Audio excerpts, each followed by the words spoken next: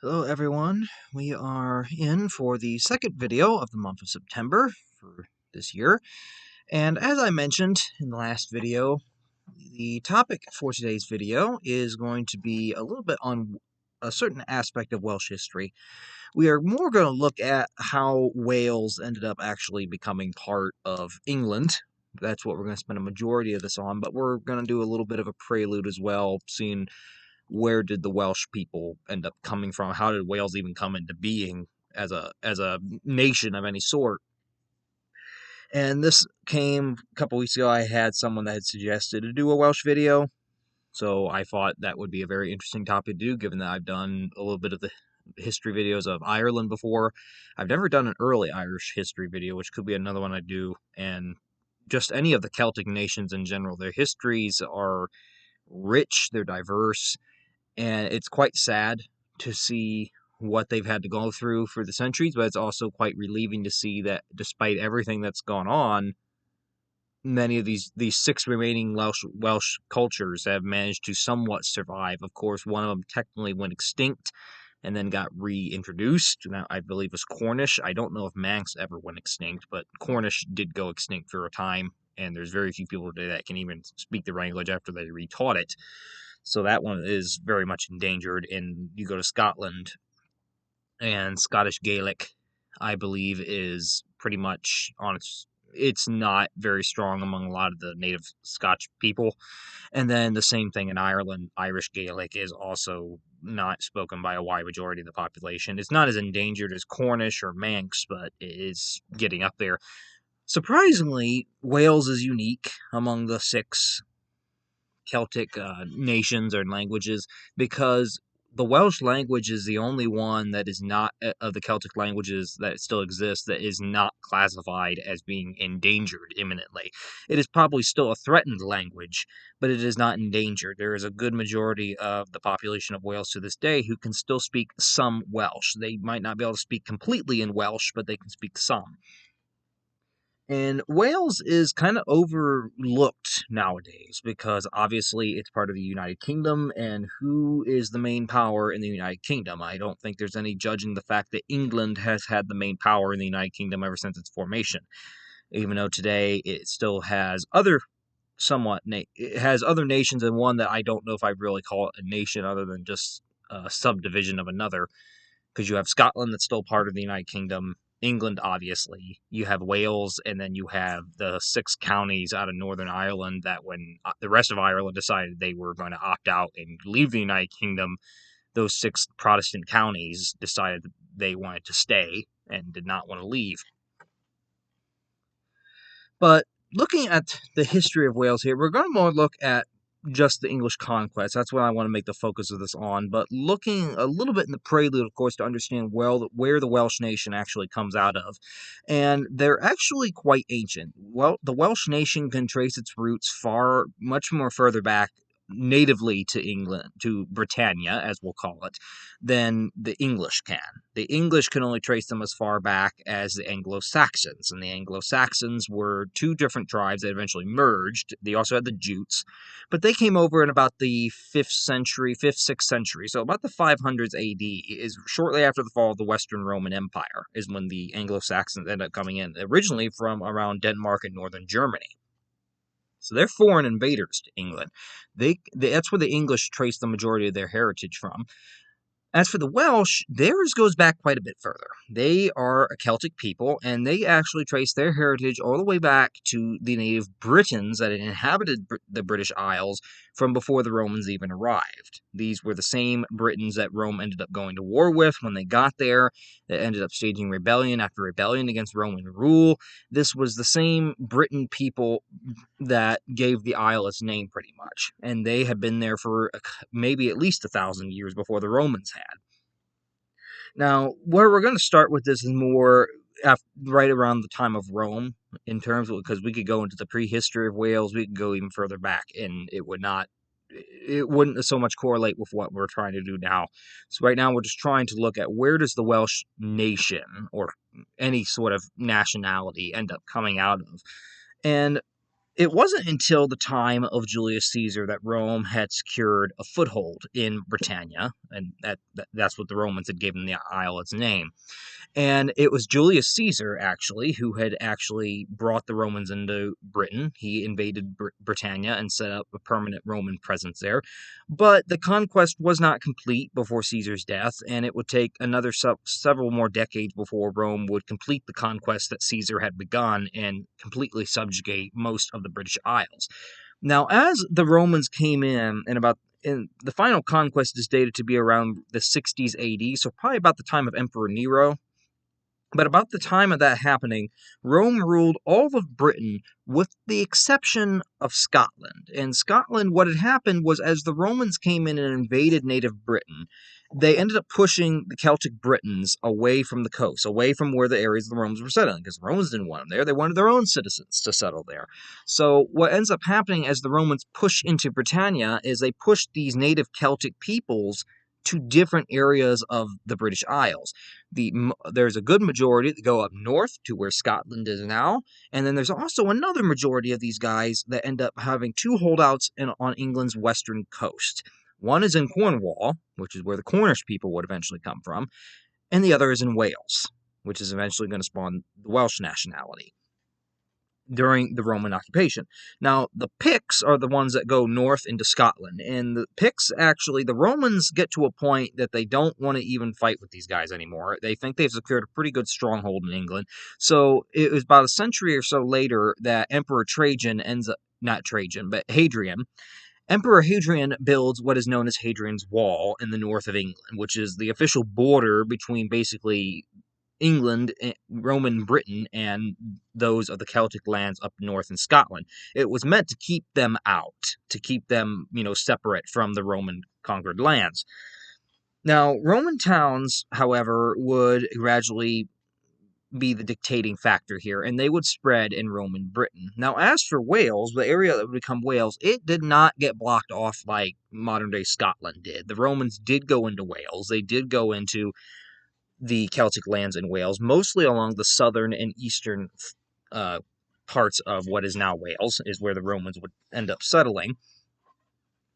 And they would end up primarily subjugating that area along with Cornwall and incorporating it into Roman Britannia. Now, the Roman towns that would be established in southern Wales, some of them are still quite around. We have Carwent, you have Carmarthen, and you have Caernarfon. We have all those towns are pretty much the same. They're still existing. Caernarfon is, I believe, where there's the big castle where historically a lot of the investiture ceremonies for the Prince of Wales, the heir to the English throne, would end up occurring, kind of as a slapstick to the Welsh, because we'll get to that later on, because that title did not originate with the English monarchy. It originated with the Welsh lords, and that was kind of stolen from them after the English conquest. But we'll get to that. But some of those towns like Carwent, Caernarfon, these were all originally Roman towns that were established during the era of Roman rule in Wales. Now, the early Christian church, during this time, Rome does end up becoming Christian, and because Rome's Christian, it's going to try to institute that religion upon its subjects, and the early Christian church would help to develop a mix with Latinity in Roman Wales that would help kind of the Welsh people, the Celtic Britons left there, kind of gain somewhat of acknowledgement and a mindset that they are partly Roman. They have a Roman heritage, that we are part of this empire. We might be a different people, but we are incorporated into it. And even to this day, many Welsh historians will basically trace their roots all the way back to the Roman Empire, because that is a time when the Welsh national consciousness really actually starts to kind of take shape. It's not full on yet, but they start recognizing themselves as a united people, as part of something bigger. Now, in the early 400s AD, Rome would end up withdrawing from Britannia. It would end up withdrawing as barbarian invasions in Western Europe would increase, which would further debilitate the power of Rome, which is already on the decline. And Rome really does not have the forces or manpower to continue to man its garrisons and military installations in Britannia. And so in the early 400s AD, after about 300 or 400 years of Roman rule, Rome pulls out of what is now Britain, and they're gone. They leave the native peoples to their own devices, along with their own citizens that had not fled.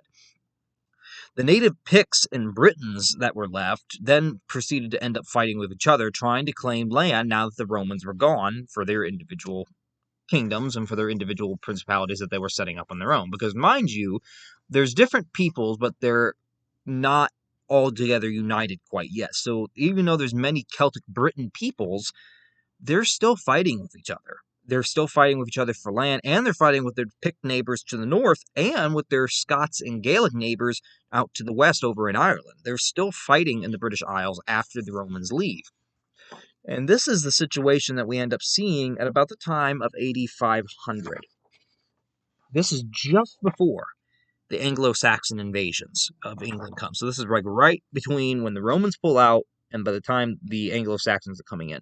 So this was the situation in the British Isles at that point, minus Ireland, which is over here, kind of.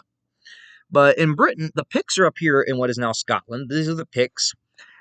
And down here, we have all of this pink. This was originally what the Britons managed to actually conquer, the Welsh, as we would call them. And the Welsh actually got their name from the Anglo-Saxons, because this was the word that the Anglo-Saxons gave to them. Strangers was pretty much what the Anglo-Saxons called them, and that was the name that they gave. The Welsh never referred to themselves as Welsh at that time. They preferred to refer to themselves as Camry, or it looks entirely different when you spell it, but Camry is what they would refer to themselves as. But all this pink is what they had managed to take after the leaving of the Romans. And then this blue stuff right here, this blue territory, this is where the Anglo-Saxons are starting to invade and starting to take land at about 8500. They're starting to land, they're landing on England's east coast, and they're going to make their way inward.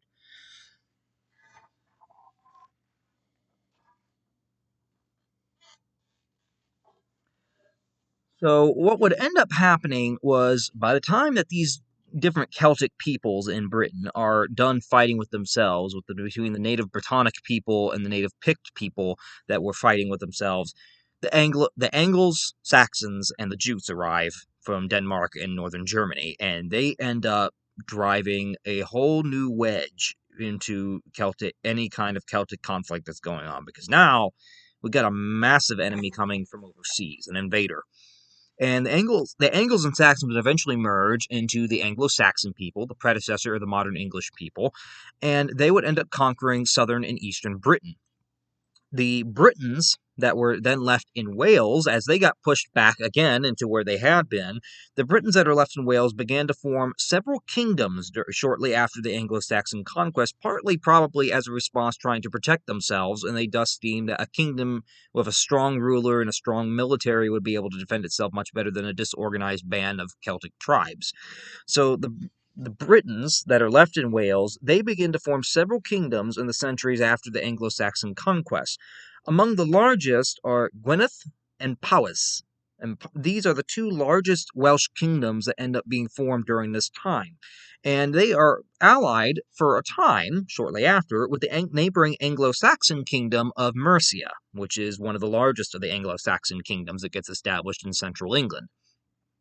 However, Mercia would soon come into conflict with Powys and Gwynedd, and this would end up causing quite a bit of conflict between the Welsh lands and the Anglo-Saxons on the border. So Mercia ends up betraying them, and the Welsh people are put on defensive by 600 AD against Mercian attempts to try to subjugate Wales. Now, the Welsh kingdoms would often commonly fight against themselves at the same time, which weakened them in their wars with Mercia. Even though Gwynedd and Powys were both fighting Mercia, they weren't exactly allies and friends with themselves, and they were fighting with each other just as much as they were fighting with the Mercians across the border. This was not helping them at all.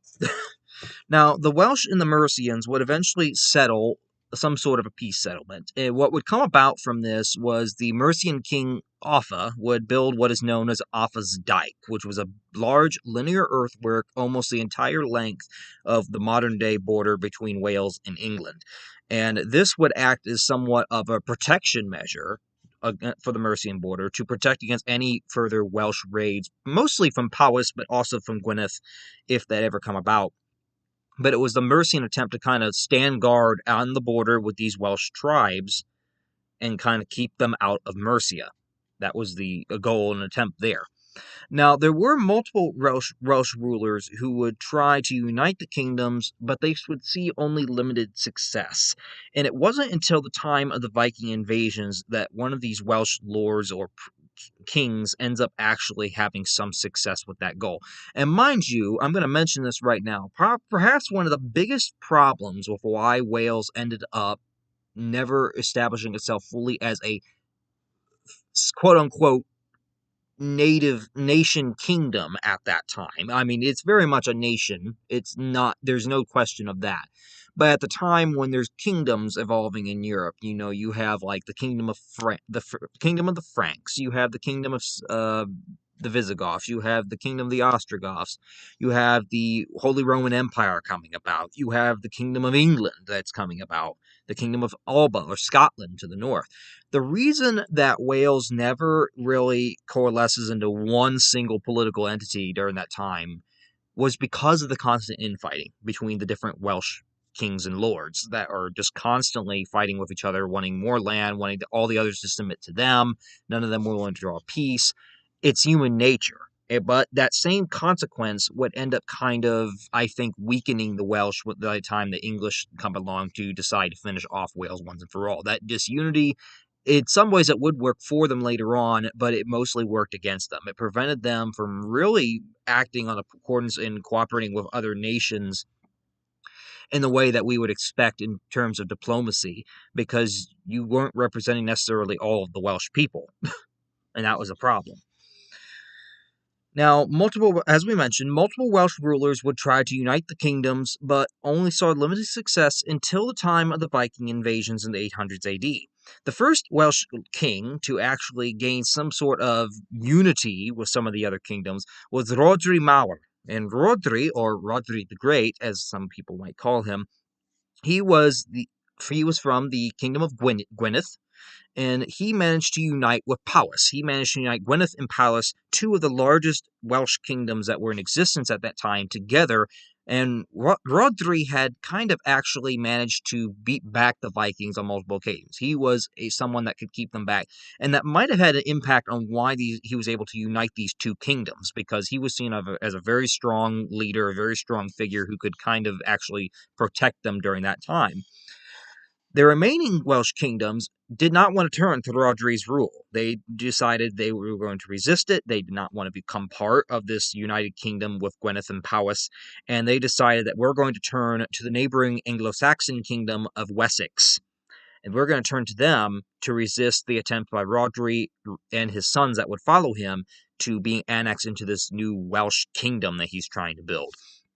Now, Rhodri's grandson, Hywel, the Good, who would die in 950, he did manage to actually unite most of the kingdoms for a time. And Hywel is actually the one that would actually give Wales a common set of laws. That although there were different Welsh kingdoms, since almost all of them at one time had been governed by him during his rule, they all kept the same code of law. So even if there was wars going on between the different Welsh kingdoms and little principalities, they still had a common set of laws that would all work with each other when it came to that. Now, Llywelyn Mawr was another descendant of Rhodri the Mawr, and he would end up uniting all of Wales in the 11th century. He would end up getting the title of Llywelyn the Great, I believe. I believe it was him, at least. No, it was not him. It was a further descendant. But Llywelyn Mawr was another descendant of Rhodri, and Llywelyn would end up in about the 11th century, so in the 1000s, he ends up uniting almost all of Wales under his rule. The only Welsh king to ever actually accomplish this feat. He is the only Welsh ruler or lord or king, whatever you want to call it. He is the only one in Welsh history prior to the English invasions, to ever have united all of Wales into a single political entity. Llywelyn, during his time of rule, would attack the English borderlands before his death in 1063, and this would kind of stoke conflict with the native Anglo-Saxons right next door. Unfortunately, Llywelyn ends up passing away in 1063, and his sons are not really the best of successors. They're not the most adept to take his place, and this united kingdom that he ended up kind of building in Wales ends up falling apart pretty quickly. And what ends up happening shortly afterward, of course, if we know our history, 1063 is very close to 1066. And 1066 is when the Normans come over. The Anglo-Saxon kingdoms in England are subjugated to Norman rule. That means Wales was just 3 years short of still having perhaps its strongest ruler it ever had at a time when it probably needed him most, because 3 years later, the Normans are now across the border. Their Anglo-Saxon enemies have been subjugated by these conquerors, and the Normans are not done yet. They're looking north and they're looking west. They are looking toward Wales to take that as well. And that is where the conquering of Wales is going to end up starting. Here, I think I have a picture of it. There's not a whole lot of pictures, I'm afraid, for this. I'm sorry. But this is an image of Offa's Dyke. It's still in England, Wales and England today. It's on the English-Welsh border. But this was that earthwork that was ended up being built between mostly the Welsh kingdom of Powys and the Anglo-Saxon kingdom of Mercia. And Mercia would be on the high ground. So this side over here would be Mercia, because they would have the higher part. It was built by their king. So they wanted a vantage point over there. And it would have been taller back in the day. It's been eroded over time. But you can just see it goes all the way up this thing. And it goes on to the entire border. But this would have been the Mercian side, and over here would have been Powys or Wales. Here we have a map picture of some of the different Welsh kingdoms that were in existence at that time during the early Middle Ages in Wales, before the Normans arrived. You have Gwynedd up here, which is probably the most powerful of the big three. You also have Powys, which is right here, which has most of that border with Mercia, because this is Mercia. And then you have Didderberth, which is the third largest, but not as consequential as Powys and Gwynedd. And then you have some smaller ones down here, most notably Gwent, which is down here. But these big three are the main three that are the big power breakers in Wales during that time. And Gwynedd is going to be kind of the powerhouse of any kind of Welsh monarch that comes about of significance. Now, the Norman conquest of England in 1066 would establish 3 new earldoms on the Anglo-Welsh border, that of Chester, Shrewsbury, and Hereford. And Wales would end up also being invaded by the Normans, and this would come up within about 10 years. In the 1070s, the Norman lords would begin invading Wales in the south and east along the Wey River. And the Welsh disunity that existed at this time, with the fact that there are multiple Welsh kingdoms, actually kind of benefited the Welsh in this situation for a time. Because when the Normans had come to England, all the Anglo-Saxon kingdoms had united into a kingdom of England. They were under one king, Harold Godwinson, and if you killed that king, you got the whole country. That is not the case going into Wales. It's a mountainous country. It's a very mysterious country to the Normans. And on top of that, you're not just dealing with a single ruler, you're dealing with multiple rulers over multiple little sections of this region. So that made it harder for them to actually conquer it in full, because they couldn't just, knock out one ruler and one government and be done with it. You had multiple little governments to knock out in a terrain that was not the best for marching or cavalry, which was the big Norman mainstay. So that disunity would actually end up delaying the Norman/English conquest of Wales by roughly about 200 years. It would take them about 200 years to actually finish this off. And the Normans would end up taking lands in Wales in the south and east along the Wey River. These Welsh possessions were then incorporated into earldoms such as Cardigan, Pembroke, Brecon, Glamorgan. They were recorded in the Domesday Book that was published back in the 1080s by William the Conqueror, just before his death, I think it was about 1085 or so, that basically charted all of the Norman possessions in England and even in their territories back in Normandy and France. But the territories that the Normans ended up taking in Wales from the native Welsh people, these ended up becoming divided between the Normans, between the Norman lords. They were given to lords to kind of rule over in the name of the king, in the name of the Norman king, the King of England. And they become known as the Marchia Wallia, the Marches of Wales, is what these end up becoming known as. These are the English-held possessions in Wales, while the rest of Wales that is still independent becomes known as pure Wallia, or Wales, is independent Wales. And the Welsh, when the Welsh lords still outside of Norman rule, this is where they're going to be at. However, because of the harsh terrain, it ends up being a tug of war. There is multiple counterattacks by the native Welsh lords to regain territory that they lost, and this goes on for about 200 years of just back and forth between these two sides. Now, there were some events that would end up coming about during that time as well. In 1216, the Welsh ruler Llywelyn Mawr would receive fealty of the other Welsh lords at the Council of Aberdyfi.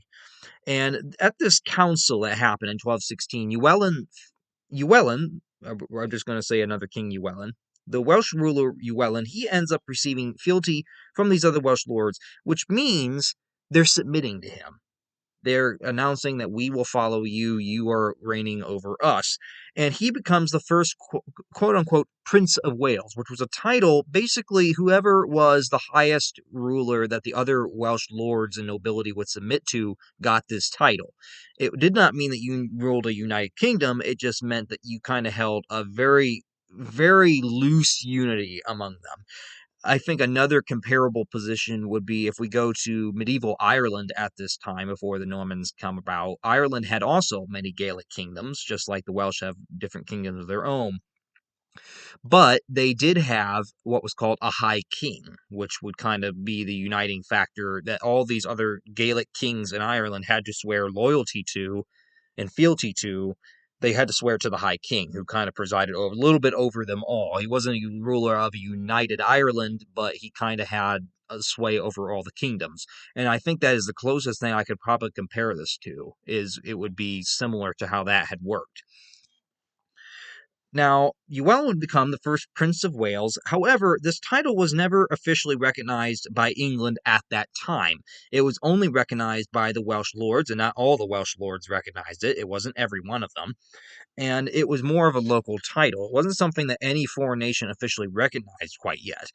And what would end up happening was Wales, in order to try to keep the English from trying to invade them and trying to keep some form of independence, they end up paying fealty and homage to the King of England to try to keep him from coming into their lands.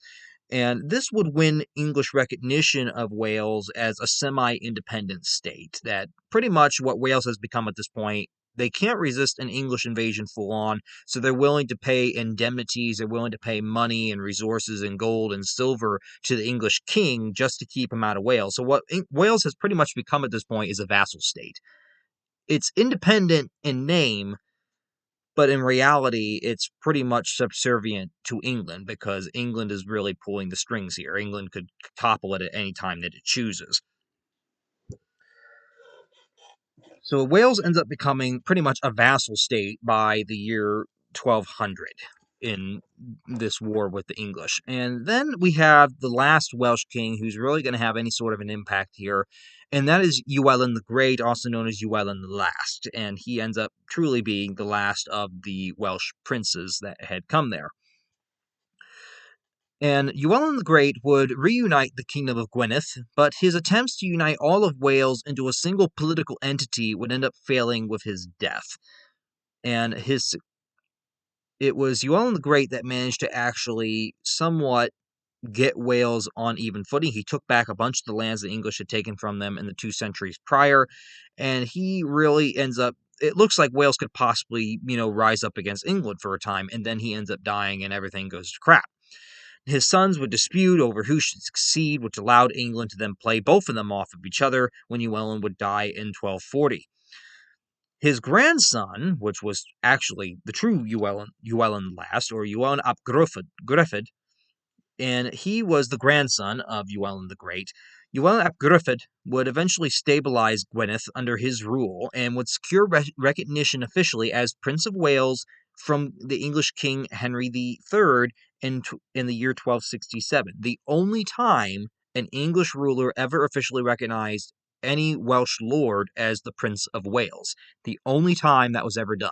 So Henry, he managed to try to court Henry, to try to, get on Henry's good side and be friends with him. And he makes this deal with Henry in 1267 that is called the Treaty of Montgomery, which would establish a politically recognized Principality of Wales, which would comprise most of the territory of Gwynedd, Powys, and Deddybruth, and Henry III would officially recognize Llywelyn as Prince of Wales for the first time in English history in exchange. But on the Welsh side of the equation here, the Welsh have to give something up as well, because so far we're seeing, okay, England's recognizing the Prince of Wales title. England is setting up, this is the clear boundary of a semi-independent Welsh state that's still under our influence, but not fully. But at the same time, it requires Llywelyn to pay large amounts of gold and silver and probably almost his yearly income, in his nation's yearly income in this precious metal commodity, to Henry every year as a yearly homage to the English king. So as long as Llywelyn pays this homage to the English monarch, he will remain Prince of Wales. He will remain to have a semi-independent recognized Wales. This will not change. This goes on for only about 10 years, and then it all falls apart rather quickly. Because in that 10 years, what ends up happening is 1267 is when the Treaty of Montgomery ends up coming about. And what ends up coming about 10 years later, there has been a change of kings. Not in Llywelyn's case, but in England's case. In England's case, Henry III ends up dying in 1272, just about roughly 5 years after the signing of the Treaty of Montgomery. His son, King Edward I, is not exactly friendly with the Welsh, and he very much has designs to conquer it once and for all, but he's willing to placate the system so far. He's not showing any reason as to wanting to break it down. And before I go too far here, here's just an image. This is the situation of right before the English final conquest of Wales. This is 1267 with the Treaty of Montgomery. So up here is the Kingdom of Gwynedd, which is where Llywelyn the Last is kind of situated. These blue areas are the ones in Powys that he's also been granted to rule. The blue and green is the semi-recognized Principality of Wales. The rest of Wales is pretty much in English hands at this point. Mostly down here, you have the Marchia lordships that are down here on the southern and eastern parts, and then these are pretty much vassal states of England here. But the blue and green is the area of Wales that is still independent, natively ruled at that time. Edward I is not friendly with Llywelyn at all, but he is willing to placate the system until Llywelyn makes the sidestep. Llywelyn grows tired of having to pay the yearly indemnities to England's monarch. He doesn't like Edward. He thinks that Edward's, plotting to betray him. And so one year he decides in 1282, I'm not paying the homage. I'm not paying the homage. I'm not paying any kind of the fealty to you. I'm not giving you any of the resources I agreed to in the Treaty of Montgomery. And this irritates Edward. Edward is pretty much being given a exact cause to go in, because at this point he claimed you broke the treaty. However, he fairly gives Llywelyn 5 chances. He summons him 5 different times to come before him and pay fealty to him before he does anything about it. And Llywelyn just ignores all 5 summons and does not show up. So what does Edward do? Edward assembles the largest army that has been seen in England since the Norman invasion in 1066 and marches into Wales with over 7,000 men. When he marches into Wales this would be about 1277 is when the war actually ended up starting between Llywelyn and Edward, which would see Llywelyn's power become restricted. What they would do was the English army would come into Wales. They would come into the breadbasket of Wales, the one province that gave them the most grain and other food supplies. They would take all of the grain harvest as confiscate all the grain harvest the Welsh had in that province as payment for that indemnity. And at the same time, Edward would start redistributing some of that land that Llywelyn had before. So mostly what Edward would do was all these blue areas that previously Llywelyn had been able to rule, all the blue's gone now. The only bit that he has under his control at this point, after this little war that ends shortly after it began in 1277, is Gwynedd. This is all that he has left. This is the only native part of Wales after that point. It's still under his control. And Edward would pretty much stop there. He was still allowing Llywelyn to exist, but pretty much he's already gotten what he wants. And for a few more years later, there would be another rebellion that would end up coming about. Because at this point, not Llywelyn caused it, but I believe it was his brother. His brother ended up starting what became a large Welsh rebellion against English rule and against English control. And Edward gets incited by this rebellion, and he tells Llywelyn, at the only acceptable terms I'm going to give you now are I want all of Wales to be annexed by England, because obviously you guys are going to keep rising against us, and I'm not going to deal with you anymore. You are an illegitimate power at this point, and I'm not going to recognize you. So if you want peace, submit. Submit to England's might. So, Llywelyn is then caught in the broad scape of things. Do I fight? Do I fight with my brother? Do I try to preserve Welsh independence, or do I accept what is probably going to be the inevitable at this point and just submit to Edward's will? Llywelyn decides to fight in 1282 when this rebellion breaks out between Edward and the Welsh nobility princes that are staging this rebellion. And Llywelyn ends up siding with those rebels, but he ends up also being killed later that year in a battle against the English. And with Llywelyn end up now dead, Wales is left without any kind of a leader to unite it, without any kind of a leader to actually hone it. And what is left of the kingdom of Gwynedd thus submits to England in 1283. Edward would establish what he called settler towns in what is now Wales, and he would build castles to subjugate the native population and encourage English migration into Wales as a consequence. He would subjugate Wales, fully occupy it, and end its time as a vassal state. The final settlement that would officially pretty much annex Wales came a year later in 1284 with the settlement of Rhuddlan, which would effectively place Wales in English rule. It officially annexed Wales into the English kingdom. Wales was no longer its own principality. It was no longer its own native-ruled little area. It was now completely under English control. It would implement the English common law in all matters in Wales except for land claims. Gwynedd would be divided into counties to be incorporated into the Kingdom of England. Half the lands would be given to lords, while the other half would be part of Edward's personal land possessions. The Welsh people could still speak their own language, but all official businesses that were done in Wales now under English rule had to be done in English. They could not use the native Welsh language for the purpose of doing business, and that would end up kind of endangering that language a bit, similar to how Ireland had been treated in the terms of not being able to speak Irish too often. And then you also had kind of almost like a slap in the gut. In 1302, Edward would officially invest his son, also named Edward, who would become Edward II. He officially invested his son and gave him as the heir to the throne, and gave him the prestigious title of Prince of Wales, which would start the tradition of the English monarchs naming their heir Prince of Wales, which was almost a slap to the Welsh, saying that you're part of our kingdom now. I can use this title that you previously gave your high ruler, and there ain't nothing you can do about it. And that still continues to this day. And it's still a matter of controversy between England and Wales over the continued use of that title, given that obviously the native British monarch is not Welsh by any means.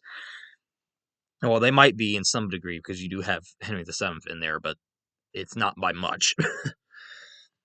But what would end up happening now is the Welsh nobility would be completely replaced with English nobility, and Wales would remain a part of England officially, like fully annexed, until 1974, when it's starting to give some degree of autonomy within the United Kingdom. But what Edward pretty much does, he does everything to Wales that the English later end up doing in Ireland. He ends up ousting the native people from any kind of a government job, any kind of a high-ranking job position. He opts them out of that. They can't hold government. They can't do a lot of things. The native population is pretty much subjugated with an English upper class ruling over them. And that is pretty much the same thing that ends up happening in Ireland later on. But this is happening in Wales even earlier than that was.